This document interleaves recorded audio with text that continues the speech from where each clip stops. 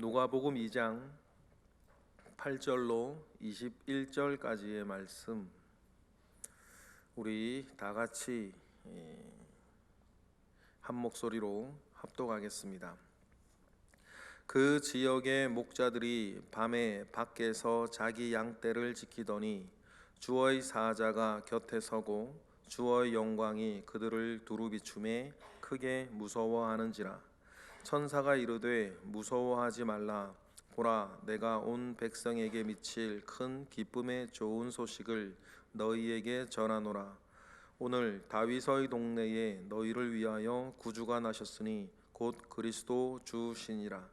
너희가 가서 강보에 쌓여 구유에 누워 있는 아기를 보리니 이것이 너희에게 표적이니라 하더니, 호련히 수많은 천군이 그 천사와 함께 하나님을 찬송하여 이르되, 지극히 높은 곳에서는 하나님께 영광이요 땅에서는 하나님이 기뻐하시는 사람들 중에 평화로다 하니라.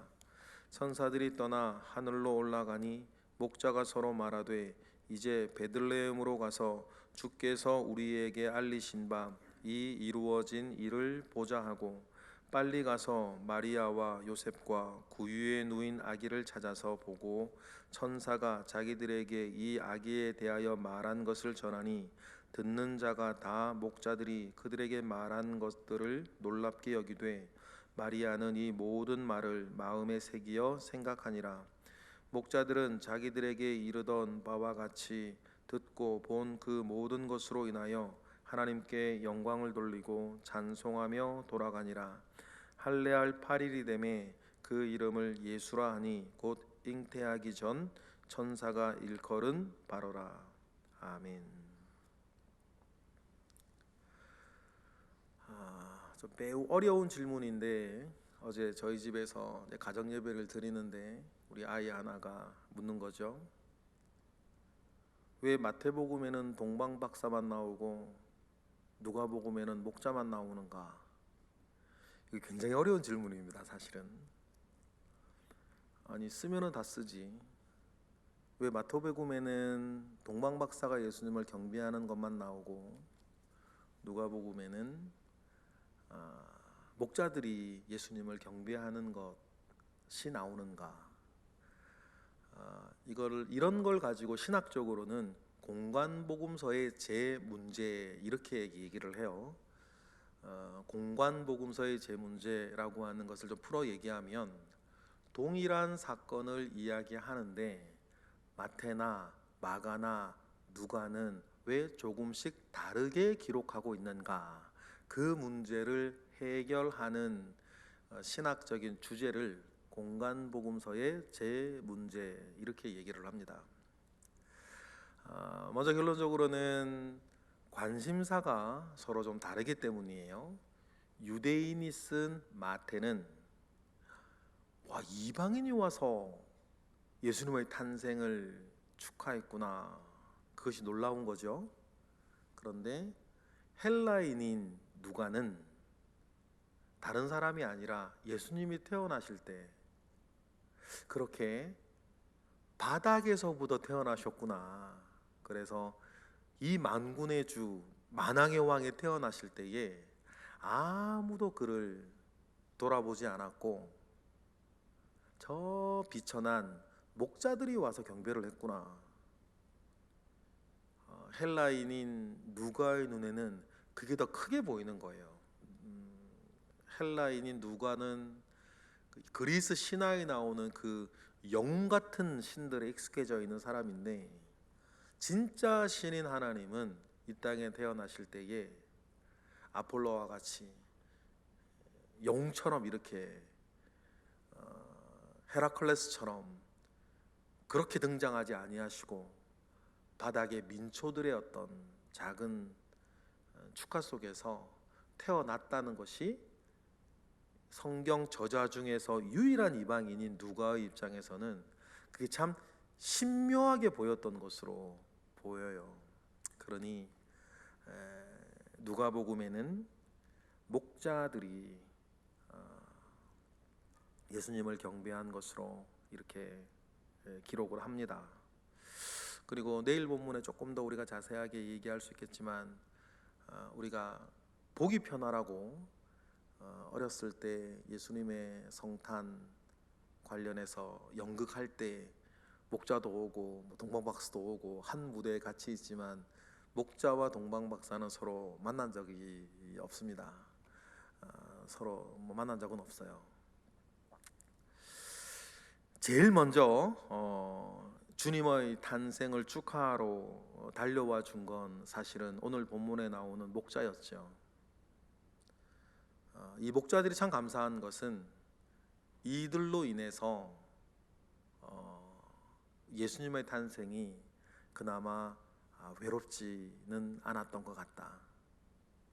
지난 24일 밤처럼 예수님의 탄생 전날 밤에 온 교우들이 모여서 축하하고 파티하고 얼마나 우리가 즐겁고 좋은 시간 가졌습니까? 그런 것을 보면 주님이 참 기뻐하셨을 것 같다. 주님 기뻐하시는구나 라고 하는 것을 느꼈습니다. 여러분도 즐거웠고 저도 너무너무 좋았고 주님도 기뻐했을 것 같아요. 그런데 지금은 그렇게 되었지만 우리 주님의 출발은 그렇지 못했습니다. 여관 주인 우리가 잠깐 생각을 해보죠. 여관 주인이 별 수 있었겠어요? 방이 없는 걸 어떡하겠습니까? 그런데 그래도 만삭의 여인이 출산을 하려고 하면 아마 저나 여러분이었으면 우리 집이라도 좀 내어드렸을 것 같아. 우리 집 방 한 칸이라도, 다른 것도 아니고 만삭의 여인이 애가 나오려고 하는데 그런 비상시국에 119는 그 당시 없었다 하더라도 그냥 거기서 그 여관에서 그냥 방 없다고 내보내는 건 좀 그런 것 같다라는 생각이 드는데, 어쨌든 우리 주님은 그렇게 태어나셨습니다. 그 베들레헴에서 양떼를 지키던 목자들이었어요. 그래서 그들은 인생은 타이밍이라고, 성경에 나오는 인물들 중에서 제가 제일 부러워하고 제가 제일 정말 부러워하는 자리에 이 목자들은 있게 되었는데, 인생은 타이밍이라고, 그들이 그런 축복의 자리를 함께 할 수 있던 기회는 여러분 8절처럼 살았기 때문에 얻은 것입니다. 우리 8절 읽어볼까요? 다 같이 시작. 그 지역의 목자들이 밤에 밖에서 자기 양떼를 지키더니, 이렇게 돼 있어요.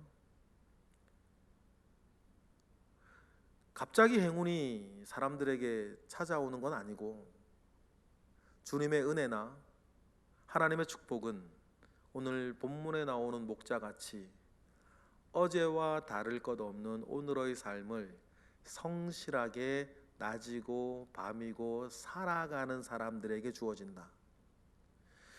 여러분, 아무리 잘생기고 아무리 지금 잘나가고 아무리 유머러스하고 착한 사람이라 하더라도 일확천금 쫓아다니는 사람하고는 절대로 친구하지 마세요. 영적으로도 마찬가지입니다. 육적으로도 마찬가지예요. 한방 쫓아다니는 사람하고는 절대로 뭐가 함께하는 거 아닙니다. 오늘 이 밤의 목자들처럼 자기에게 주어진 삶을 성실하게 살아가는 사람에게 하나님은 어느 날 문득 은혜를 주신다. 적적한 밤이었을지도 모르겠어요. 그러나 이 목자들은 낮이고 밤이고 자기의 일에 열심인 사람이에요. 고초가 없었겠습니까? 양떼를 지키고 이 한밤에. 그러나 그들의 성실한 시간에 주님의 영광이 그들을 비추는데, 만약에 이때에 어리석은 다섯 처녀 중에 한 처녀들처럼 누군가가 너무 춥다고 집에 들어가면 끝나는 거예요. 오늘은 몸이 좀 안 좋은데 하고 집에 들어가면 끝나는 거 아니에요. 그러나 그날 밤에도 자기의 삶에 충성하고 있었던 사람들은 놀라운 광경을 목격을 하죠. 그리고 기쁨의 좋은 소식을 전합니다. 10절이죠. 다 같이 천사가 이르되 무서워하지 말라. 보라, 내가 온 백성에게 미칠 큰 기쁨의 좋은 소식을 너희에게 전하노라. 여러분이 네 단어에 있는 놀라운 그 은혜를 기억하시겠어요? 큰 기쁨의 좋은 소식. 큰 기쁨의 좋은 소식이라고 말하는 이 네 개의 단어 안에 들어있는 그 놀라운 진리, 생명, 은혜, 축복, 그 모든 것,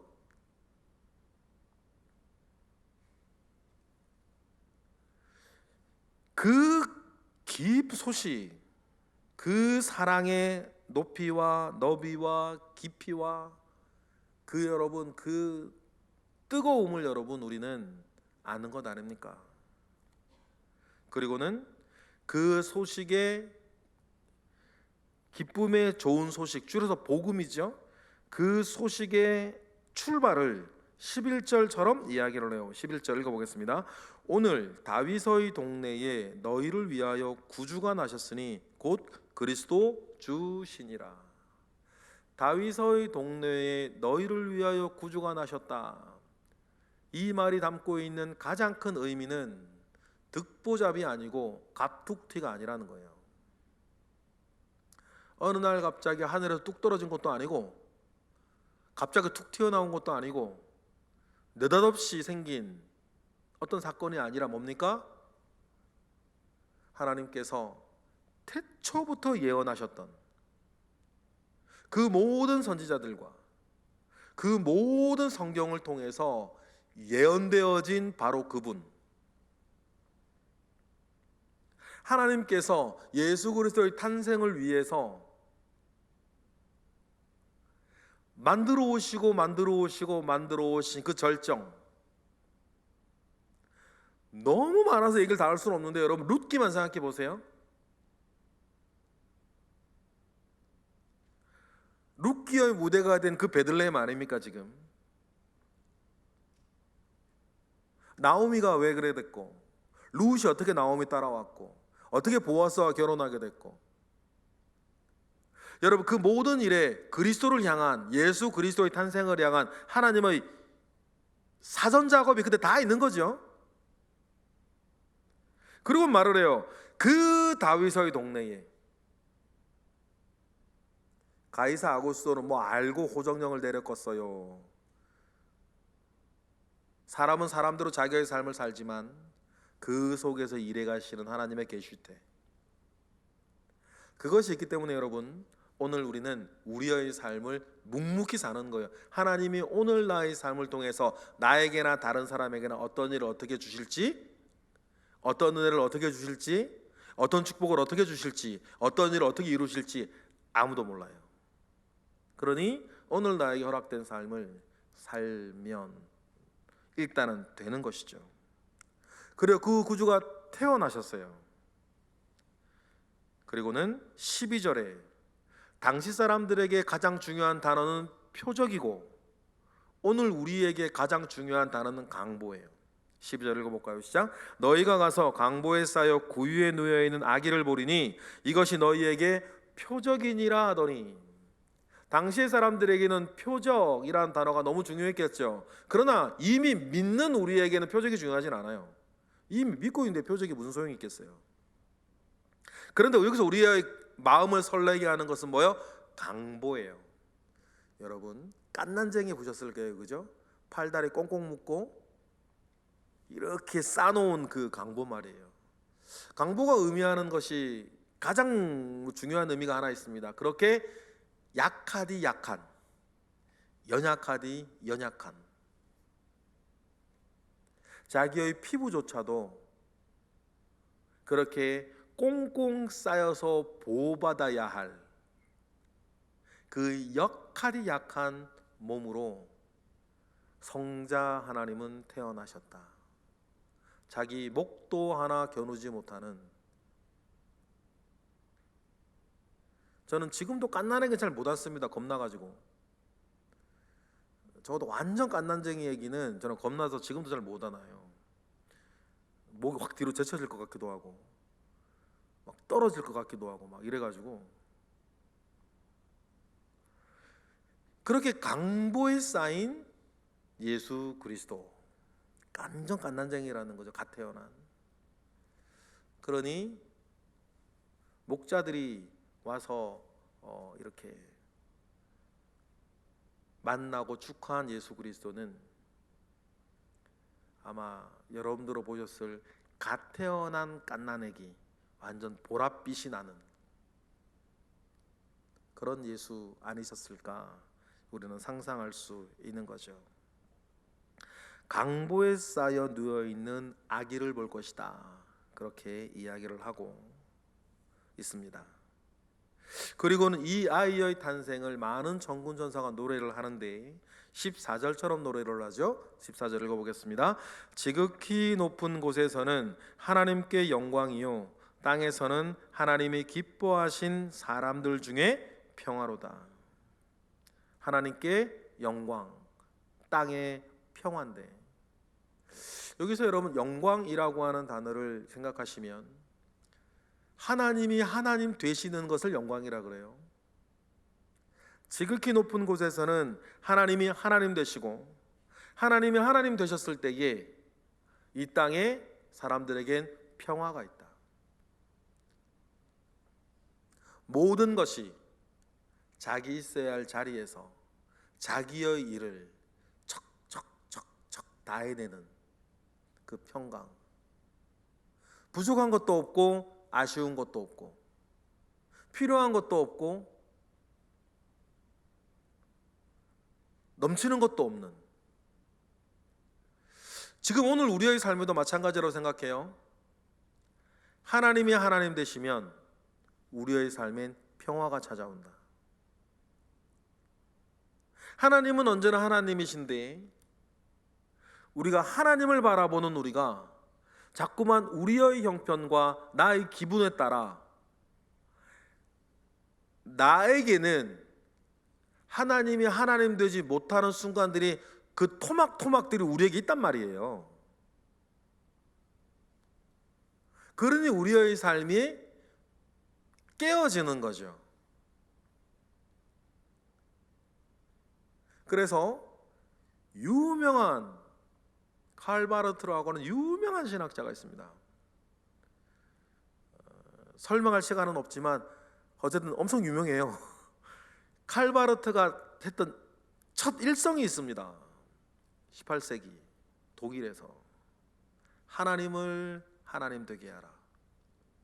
인간의 학문으로 자꾸만 난도질하지 말고 하나님을 하나님 되게 하라. 그 일성으로 계몽주의 시대 이후 무너져가던 기독교 신학을 일으켜 세운 사람이 독일의 조직신학자 칼바르트라는 사람인데, 그 칼바르트라는 사람이 이 얘기를 왜 했을까요? 하나님을 하나님 되게 해라. 우리가 하나님을 하나님이라고 말하지 않는다고 하나님이 하나님이 아닌 건 아니에요. 그런데 우리가 하나님을 하나님 되지 못하게 하면, 우리 속에 하나님이 아닌 영역이 남아있으면 우리가 그 하나님을 우리 땅 가운데 누리지는 못하겠지. 그죠? 우리가 하나님을 인정하지 않는다고 해서 하나님이 안 계신 게 아닙니다. 그러나 우리가 인정하지 못하는 영역이 나도 모르는 사이에 내 건강의 영역, 내 재정의 영역, 우리 가정의 어느 한 영역, 내 미래의 어느 한 영역, 그 어떤 영역에서라도 내가 하나님을 하나님으로 인정하지 못하는 영역이 바늘코만큼이라도 남아있으면 그 바늘코 안에서는 우리가 하나님을 누리지 못하는 거예요. 그럼 이 말이 얼마나 중요한지 아시겠죠? 하늘은 영광이요, 땅에서는 기뻐하시는 자들의 평화로다. 그래서 우리의 삶의 전 영역에서 하나님은 영광 받으시고 우리는 평화를 누리기를 여러분 주님의 이름으로 축복합니다. 그리고는 이제 목자들은 달려가는 거예요. 그리고 찾아가서 자기들이 들은 이야기를 다 전하고 영광 돌리고 축하하고 돌아가는데 마리아는 그 말을 자기의 마음속에 생각하더라.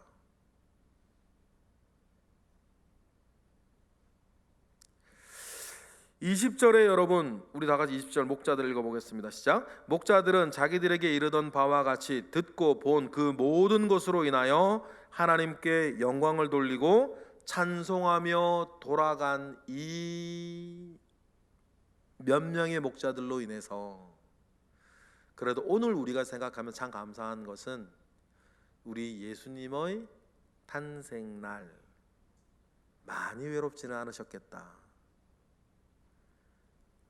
저는 그래서 성경에 6천여 명의 등장인물들이 성경에 있다는데, 뭐 제가 살려본 건 아니지만 어쨌든 6천 명 정도가 나온대요. 6천 명 정도의 성경의 등장인물들 중에서 제가 제일 부러운 사람들이, 또 제가 제일 가고 싶은 자리 하나를 꼽으라고 하면 바로 이 자리예요. 아무도 거들떠보지 아니하는, 심지어는 미워하는 사람도 하나 없는 그 자리에 이 목자들로 인해서 우리 주님의 생일날이 그나마 덜 적적했을 것 같고, 누군가가 제게 성경의 한 자리를 네가 찾아가서 함께하고 싶은 곳을 물으면 저는 딱 요 순간이에요. 그리고 21절에 보면 다시 읽어보겠습니다. 할례할 8일이 되매 그 이름을 예수라 하니 곧 잉태하기 전에 천사가 일컬은 바로더라. 그래서 할례, 예수님은 난 지 8일 만에 할례도 받으셨을 것이고, 그리고 이름을 우리가 알고 있는 예수라고 한 이름을 가지시게 되었습니다. 여러분, 오늘 말씀을 우리가 읽고 묵상하면서 목자들로 인해서 주님의 탄생이 외로워지지 않았던 것처럼, 혹시 지금 우리 시대에 주님을 진실로 사랑하는 사람이 적거나 없어서 우리 주님이 또 외로워하시지는 않을까? 사도 바울이 빌립보서에서 디모데를 천가하면서 그러죠. 다른 사람이 말로는 다 주님 위한다 하면서 다 자기 일 먼저 생각하는 사람들인데 디모데는 안 그렇다. 진실로 너희들을 생각하는 사람이다. 진실로 주의 일을 위해 나와 함께 고난을 받은 사람이다. 그렇게 바울이 디모데를 추천을 해요. 뒤집어서 생각해놓고 한번 봅시다. 말로는 다 뭐 신앙 얘기, 뭐 교회 얘기 다 하는데, 사명 얘기 하는데, 바울이 볼 때 정말 진실로 하나님 앞에 온전하게 사역하며 살아가는 사람은 디모데 한 사람뿐이다. 그렇게 이야기를 한다면 오늘 이렇게 많은 사람이 교회를 다니고 함께하고 있을 때에 말로는 하나님 이야기하고, 말로는 주님 이야기하고, 말로는 이것저것 이야기하는데 다 사실은 자기 이속부터 차리고 있고, 주님은 사실상 뒷전이라면 주님은 여전히 2000년이 지난 오늘도 외로우실지 모른다. 그런데 오늘 우리가 읽은 이 말씀의 골격처럼 외로워질지 모르는 그 주님의 그 시간에 저나 여러분은 목자들처럼 주님 앞에 달려가 주님의 외로움을 걷어들이는 그런 신실한 신앙인 되어 주님과 동행하시는 저와 여러분 되시기를 주님의 이름으로 축복합니다. 기도하겠습니다. 할렐루야. 하나님, 감사와 영광을 올려드립니다. 우리 주님으로부터 말미암아 오는 선한 은혜들이 있습니다. 주님이 함께 하시고, 주님이 역사하시고, 주님이 온전케 하시옵소서. 많은 사람들이 입으로는 주님을 이야기하나 어쩌면 마음으로는 자기 욕심부터 차리는 일들을 하고 있지는 않은지 염려가 되는 시대를 우리가 살고 있습니다. 그러한 시대를 우리가 살면서 오늘 목자들처럼 주님께 나아가고 주님과 함께하여 주님의 적적함을 달래어 드리는 귀한 자들, 바로 우리들이 될 수 있도록 주님 은혜를 더하여 주시옵소서. 이 시간 드려지는 일천번제 예물 가운데 함께 하시고 오늘도 새벽을 깨워 하나님 앞에 기도하는 주님의 귀한 그리스도인들, 기도자들을 기억하시고 그들로 하여금 온전케 하시옵소서. 예수 그리스도의 이름으로 기도드렸나이다. 아멘.